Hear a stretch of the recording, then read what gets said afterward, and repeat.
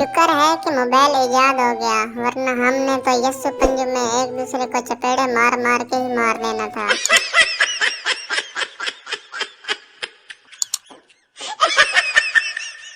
दो बेवकूफ आपस में बातें कर रहे थे। पहले ने कहा, क्या तुम्हें मालूम है कि क़यामत के अगले दिन अखबार में क्या खबर छपेगी?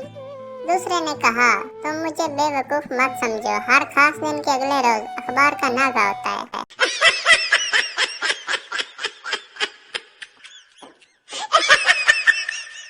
भाई के मोबाइल से अब्बा को मैसेज कर दिया, जानू आज लाल सूट में बम्प लग रही थी। बड़ी रौनक लगी हुई है घर में जब से वालिद मोहतरम ने मैसेज पढ़ा है।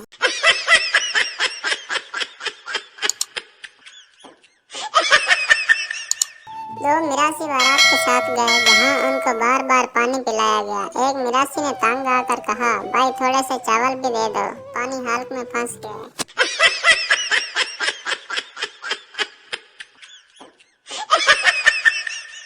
एक लड़की अपने महबूब से पूछने लगी कि जब तुमको मेरी याद आती है तो तुम क्या करते हो? लड़का बोला, मैं तुम्हारी पसंदीदा चॉकलेट खा लेता हूँ। लड़का, और तुम क्या करती हो? लड़की बोली, मैं गोल्ड लीफ के 2 सिगरेट पी लेती हूँ।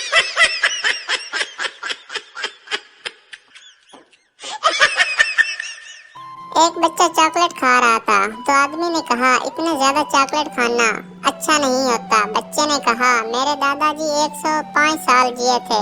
आदमी, चॉकलेट खाते थे क्या वो? बच्चा, नहीं, वो अपने काम से काम रखते थे।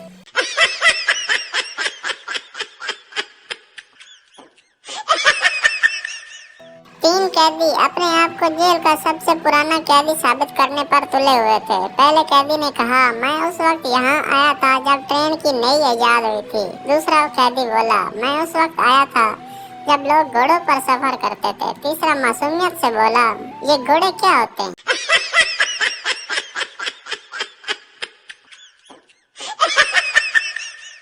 तीन हबशी दोस्त इकट्ठे रहते थे। एक दिन एक परी इनके पास आई और कहा, तुम तीनों की एक एक ख्वाहिश पूरी करूंगी। एक बोला, मुझे गोरा चिट्टा और हैंडसम बना दो। परी ने छड़ी घुमाई और वो गोरा चिट्टा और हैंडसम बन गया। दूसरे ने भी यही ख्वाहिश की, इसकी ख्वाहिश भी पूरी हो गई। तीसरे की बारी आई तो उसने बेतहाशा हंसना शुरू कर दिया। परी बोली, हंसो मत, अपनी ख्वाहिश बताओ। तीसरा बोला, इन दोनों को फिर से काला कर दो।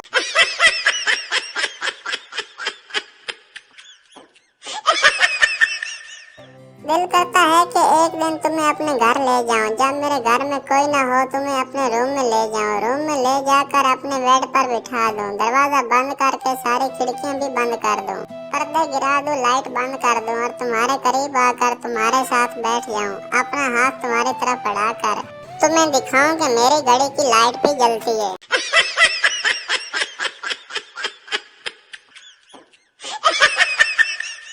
एक आदमी यूनिवर्सिटी के टॉयलेट में गया, अंदर सीट पर बैठा तो सामने लिखा था, इतना जोर अगर तालीम पर देते तो आज किसी अच्छी सीट पर बैठे होते।